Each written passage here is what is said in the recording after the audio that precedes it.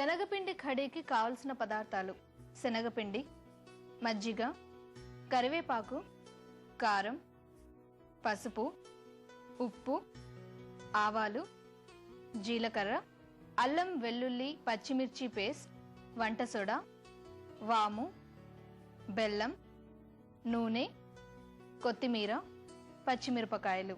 శనగపిండి కడీ తయారు చేసుకునే విధానం: ముందుగా ఒక బౌల్లో 2 స్పూన్ల శనగపిండి, చిటికెడు వంట సోడా, కొంచెం సాల్ట్, పచ్చిమిర్చి ముక్కలు, వాము వేసి బజ్జీ పిండిలా కలుపుకోవాలి. ఇప్పుడు స్టవ్ మీద కడాయి పెట్టుకొని అందులో ఫ్రై చేయడానికి సరిపడా నూనె వేసి కాగాక కలిపి పెట్టుకున్న శనగపిండితో చిన్న చిన్న బాల్స్ లా వేసి ఫ్రై చేయాలి. వీటిని ఒక ప్లేట్ లోకి తీసుకొని పక్కన పెట్టుకోవాలి.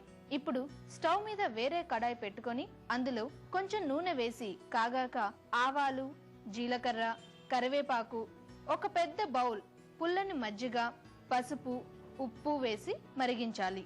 ఇలా మరుగుతున్న దానిలో కారం, అల్లం వెల్లుల్లి పచ్చిమిర్చి పేస్ట్ వేసి ఇప్పుడు ఇందాక వేయించి పెట్టుకున్న శనగపిండి బాల్స్ వేయాలి. ఇష్టమైతే కొంచెం బెల్లం, థిక్నెస్ కోసం వాటర్ తో కలిపిన శనగపిండి, కొత్తిమీర వేసి స్టవ్ ఆఫ్ చేసుకోవాలి. ఇలా రెడీ అయిన శనగపిండి కడీని ఒక బౌల్లోకి తీసుకుని పైన కొత్తిమీర చల్లుకోవాలి. 10 నిమిషాలు నానబెట్టి తింటే చాలా బాగుంటుంది.